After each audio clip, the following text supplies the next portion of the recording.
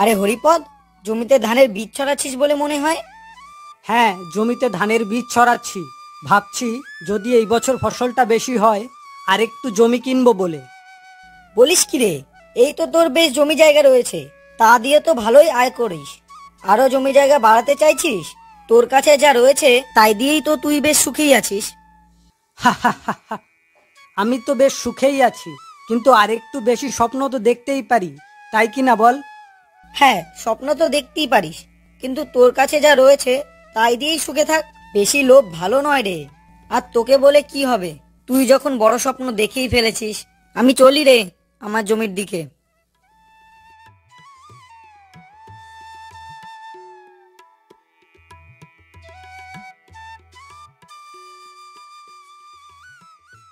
নমস্কার, আমি বীরেন্দ্র সেন, শহরের এক ব্যবসায়ী। আপনার কাছে এসেছি একটি বিশেষ আবেদন নিয়ে। তা বলুন, আমি আপনাকে কিভাবে সাহায্য করতে পারি? আপনার এই পাকা বাড়িতে আমি মাসখানেকের জন্য ভাড়া হিসেবে থাকতে চাই। তার জন্য আপনি আমার কাছ থেকে মোটা টাকা পাবেন। আমার বাড়ি তো পরেই থাকে, আবার উনি শহর থেকে এসেছেন, একটু ভাড়া বেশি আদায় করে নেওয়া যাবে। বলছি, বাড়ি ভাড়া কিন্তু 10,000 টাকা দিতে হবে। তার থেকে কমে কিন্তু আমি বাড়িতে কোনো লোকই ঢুকতে দেব না। যদি 10,000 টাকা দেন তাহলে আমি আপনাকে বাড়ি ভাড়া দিতে পারি। আরে মশাই, আপনাকে 10,000 নয়, 15,000 টাকা দেব। তবে তার বিনিময়ে আমাকে একটা সাহায্য করতে হবে। সবার কাছ থেকে শুনেছি শহরের লোকদের অনেক টাকা পয়সা আছে। এ তো দেখছি সত্যিই তাই। এনার থেকে 10,000 টাকা চাইলাম, উনি 15,000 টাকা দিতে রাজি হয়ে গেলেন। তা বলুন, আর কি সাহায্য করতে হবে? দেখুন, আমি এই গ্রামের প্রথম এসেছি একটা প্রকল্প নিয়ে, আর আমি গ্রামের কাউকেই চিনি না। তাই যদি আপনাকে আমার আত্মীয় বলে পরিচয় দিই, কোনো অসুবিধা নেই তো? আর হ্যাঁ, আপনিও গ্রামের লোককে আপনার আত্মীয় বলে পরিচয় দেবেন। এতে আবার অসুবিধের কি আছে? ঠিক আছে, আমি সবাইকে বলে দেব সে আমার দূর সম্পর্কের মাসির ছেলে। যাক, প্রথম রাস্তাটা পেয়ে গেলাম। এরপর আমাকে খুঁজে বের করতে হবে এই গ্রামের সবচেয়ে ধনী কৃষক কি। ঠিক আছে, তাহলে আমি আপনাকে কালকেই 15,000 টাকা অ্যাডভান্সের জন্য দেব।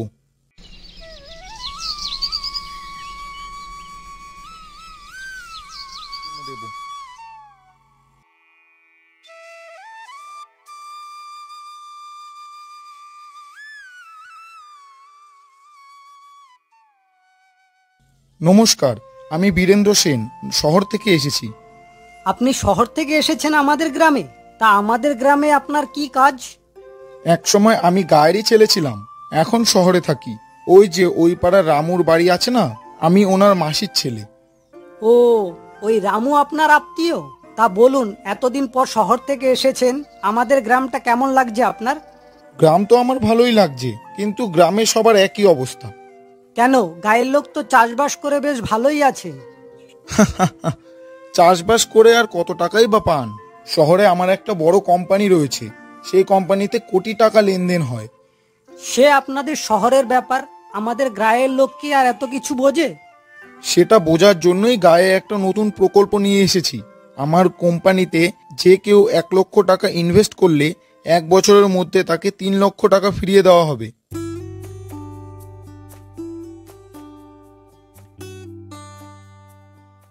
কি বললেন? 1,00,000 টাকা দিলে 3,00,000 টাকা পাওয়া যাবে, আর তাও আবার 1 বছরের মধ্যে? তবে কেউ যদি আপনাকে 5,00,000 টাকা দেয়, আপনি কি তাকে 15,00,000 টাকা দেবেন? যে যত টাকা দেবে 1 বছরের মধ্যে তাকে 3 গুণ টাকা রিটার্ন করে দেওয়া হবে। আর এই কথাটা আমি রামুকে বলেছি। ভাবছি ওর থেকে 30,00,000 টাকা নিয়ে যাব, আর 1 বছর পর যখন ফিরে আসব তখন 1 কোটি টাকা তাকে দিয়ে দেব। নিজের আত্মীয় বলে কথা, 10,00,000 টাকা তো বেশি দিতেই পারি। বলেন কি, একেবারে 3 গুণ টাকা বেশি? এটা তো বিশ্বাস করাই যায় না। এই যে বললেন বিশ্বাস করা যায় না, এর জন্যই গায়ে কোনো উন্নতি হয় না। একবার শহরে গিয়ে দেখুন, কোটি কোটি টাকা বিশ্বাসের ওপর লেনদেন করা হচ্ছে।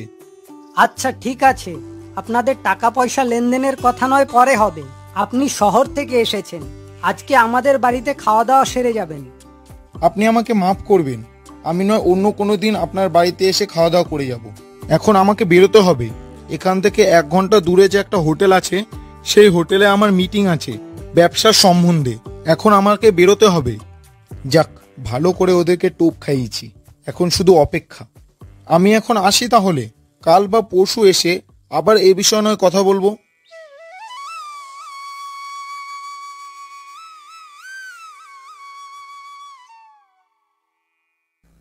শুনছো, চাষ করে আমরা কত টাকাই না পাই। এদিকে উনি একটা বড় সুযোগ নিয়ে এসেছে। তাই বলি কি, এই বছর আমরা চাষ করে যেই 2 লক্ষ টাকা উপার্জন করেছি, তার সাথে আরো 28 লক্ষ টাকা যোগ করে 30 লক্ষ টাকা ওনার কোম্পানিতে ইনভেস্ট করে দাও। 28 লক্ষ টাকা বললেই কি বেরিয়ে আসবে? 28 লক্ষ টাকা ব্যবস্থা করতে গেলে আমাকে সব জমি জায়গা বিক্রি করতে হবে। সে তো বছর শেষে 4 থেকে 5 লক্ষ টাকাই ঘরে ঢোকে। একবার ভেবে দেখেছো, বছর শেষেই টাকা 3 গুণ হয়ে যাবে। এখন তো আমরা গায়ের সব থেকে বড় চাষি আছি, কিন্তু 1 বছর পর এই গায়ে আমাদের থেকে বড় লোক আর কেউই থাকবে না। এখন সব জমি জায়গা বিক্রি করে দিলে করে দাও, 1 বছর পরে আবার সব জমি জায়গা কিনে নেব। তুমি যা বলছো সব ঠিক আছে, কিন্তু লোকটা যে সৎ আর ওনার যে বড় কোম্পানি আছে তা আমি কি করে জানবো? তাহলে তুমি একটা কাজ করো, রামুর বাড়িতে গিয়ে রামুর থেকে একবার খোঁজ নাও। তবে ঠিক আছে, কালকে আমি রামুর বাড়িতে গিয়ে লোকটার ব্যাপারে জানকারি নিয়ে আসব। তুমি এখন আমাকে খাবারটা দাও তো, আমাকে আবার খেতে যেতে হবে।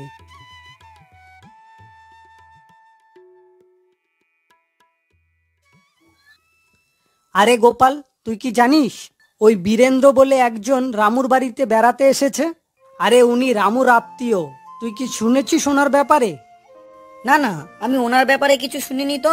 কেন, কি হয়েছে? রামুর আত্মীয়, উনি শহর থেকে এসেছেন। উনি বলেছেন ওনার কোম্পানিতে যত টাকা ইনভেস্ট করব 1 বছরের মধ্যে তার 3 গুণ টাকা ফেরত পাবো। বলিস কি রে, 3 গুণ? 3 গুণ টাকা ফেরত দেবে বলছে? তাই আর কি বলি, তাই ভাবছি কাল একবার রামুর বাড়িতে গিয়ে ওনার ব্যাপারে খোঁজ নেব। রামু আমাদের গ্রামের একজন বিশ্বস্ত লোক, আবার তুই বললি রামুর আত্মীয়। আমার মনে হয় লোকটা সত্যি কথাই বলছে। যদি সত্যি কথা বলে থাকে, অনেকগুলো টাকা ইনভেস্ট করব। একবার যাচাই করে নেওয়াটা দরকার। তা তুই ঠিকই বলেছিস। তাহলে চল এখনই যাই, গিয়ে রামুর থেকে লোকটার ব্যাপারে জানকারি নিই। আর যদি বিষয়টা সত্যি হয়, তাহলে আমিও ওনার কোম্পানিতে কিছু টাকা ইনভেস্ট করব। চল তাহলে যাই।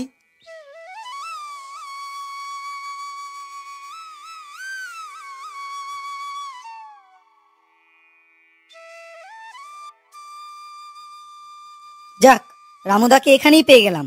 হরিপদদা, তুমি জিজ্ঞাসা করো।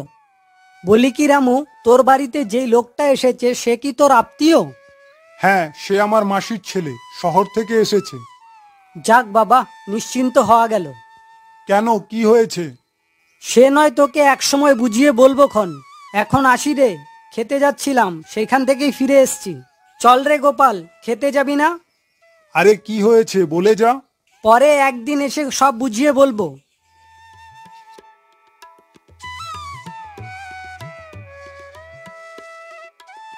যাক বাবা, একদিকে তো নিশ্চিত হলাম লোকটা আর যাই হোক মিথ্যে কথা বলেনি। সে যে রামুর আত্মীয় সেটা যখন সত্যি, তাহলে কোম্পানিটাও সত্যি হবে বলে মনে হয়। তাই ভাবছি কিছুটা জমি বিক্রি করে 30 লক্ষ টাকার মতো ওনার কোম্পানিতে ইনভেস্ট করব। আমিও আমার কিছুটা জমি বিক্রি করে 10 লক্ষ টাকা ওনার কোম্পানিতে ইনভেস্ট করব। তা বলছি হরিপদদা, উনি আবার কবে আসবেন? বলে তো গেছেন পরশু ফিরবে, দেখি কবে ফেরে। ঠিক আছে হরিপদদা, আমি এখন ক্ষেতের দিকে যাই। পরশু উনি ফিরলে আমাকে একটা খবর দিও কিন্তু। ঠিক আছে, ঠিক আছে, তোকে খবর দেব। যা এখন গিয়ে কাজ কর।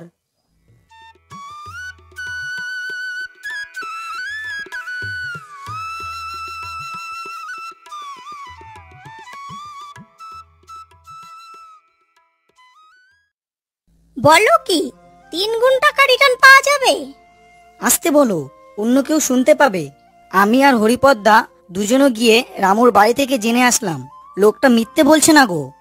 আমার মনে হয় তার জন্য শহরের লোকেদের কারি কারি টাকা। তাহলে তুমি একটা কাজ করো, বেশি বেশি টাকা কোম্পানিতে ইনভেস্ট করে দাও, তাহলে 1 বছরের মধ্যেই আমরা বড়লোক হয়ে যাব। ঠিক আছে, লোকটা আসলে ফাইনাল কথা বলে দেখা যাবে কত টাকা ইনভেস্ট করব। দেখুন, আমি এগ্রিমেন্ট পেপার নিয়ে এসেছি। এরকম যেন না হয় আপনারা ভাববেন আমি আপনার টাকাটা নিয়ে চলে যাব। তাই আমি এগ্রিমেন্ট পেপার নিয়ে এসেছি, যার মধ্যে লেখা আছে 1 বছরের মধ্যে আপনাদের টাকা 3 গুণ রিটার্ন দেওয়া হবে। আর যার মধ্যে আমি সই করব, আর আপনাদেরকেও একটা সই করতে হবে।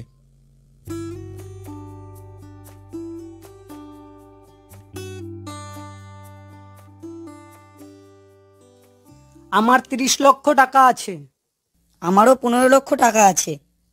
দেখুন, এই প্রকল্পের কথাটা আপনি গায়ের সবাইকে বলবেন না, আর না হলে গ্রামের সবাই এসে টাকা দিলে আমার এই কোম্পানিতে সবাইকে 3 গুণ করে টাকা রিটার্ন করে দেওয়া যাবে না।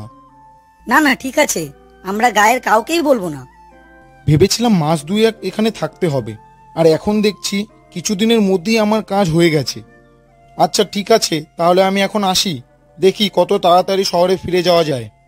ঠিক আছে ঠিক আছে, আপনি যত তাড়াতাড়ি পারেন শহরে ফিরে যান, আর আমাদের টাকাগুলো কোম্পানির কাজে লাগিয়ে ফেলুন।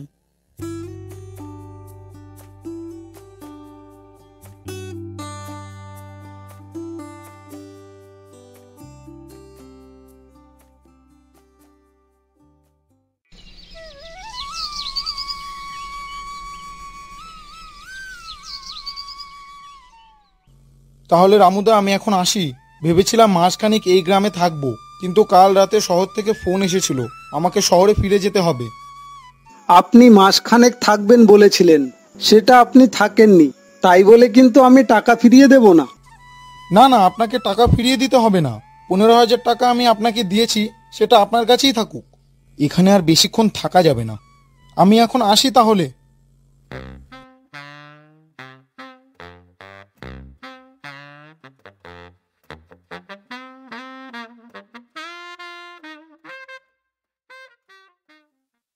রামুদা, তোমার ওই মাসির ছেলে গায়ে ফিরেছে? কোন মাসির ছেলের কথা বলছিস? আমার তো কোনো মাসির ছেলেই নেই। এ কি বলছো? 1 বছর আগে যে তোমার বাড়িতে এসে গিয়েছিল, ওই যে পরিষ্কার করে লম্বা মতো লোকটা। ও, সেই ভাড়াটিয়া? সে তো মাসখানেকের জন্য থাকবে বলেছিল। এ কি বলছো? সে ভাড়াটিয়া, তোমার মাসির ছেলে নয়? সে কেন আমার মাসির ছেলে হতে যাবে? আমার একটা মাত্র মাসি, আর তার একটি মাত্র মেয়ে। আর তোরা তো সেটা জানিস, এই গায়েই তো তাদের বাড়ি। তাহলে তাহলে 1 বছর আগে যে তুমি বলেছিলে সে তোমার মাসির ছেলে? সে বলেছিল সে গ্রামের কাউকে চেনে না, আমার আত্মীয় পরিচয় দিলে গায়ের লোক একটু আদর যত্ন বেশি করবে। তাই তো তোদেরকে বলেছিলাম আমার মাসির ছেলে বলে। কেন, কি হয়েছে? হে ভগবান, সেই জোর চোরটা আমার সব নিয়ে চলে গেছে, সব নিয়ে চলে গেছে। আমাদের সব নিয়ে চলে গেল গো, আমাদের পথের ভিখারি করে দিয়ে চলে গেল। আরে বলবি তো কি হয়েছে? তুমি যখন বললে তোমার মাসির ছেলে, তখন আমি বিশ্বাস করে 30 লক্ষ টাকা ওনার কোম্পানিতে ইনভেস্ট করেছিলাম। উনি বলেছিলেন 1 বছরের মধ্যে 3 গুণ টাকা রিটার্ন দেবে, আর এখন তো দেখছি উনি 1 নম্বরের জোচ্চোর। আমিও 15 লক্ষ টাকা দিয়েছিলাম। তোরা এত বোকা কেন রে? যে কেউ এসে তোদের বোকা বানিয়ে চলে গেছে। এতগুলো টাকা ইনভেস্ট করার আগে লোকটার সম্বন্ধে জেনে নিবি তো। আমরা বুঝতে পারিনি রামুদা, আমরা বুঝতে পারিনি। প্রিয় ভিউয়ার্স, আপনাদের উদ্দেশ্যে বলছি, কোনো মিথ্যে জালে জড়াবেন না। আগে জানকারি নেবেন, তারপর ইনভেস্টমেন্ট করবেন।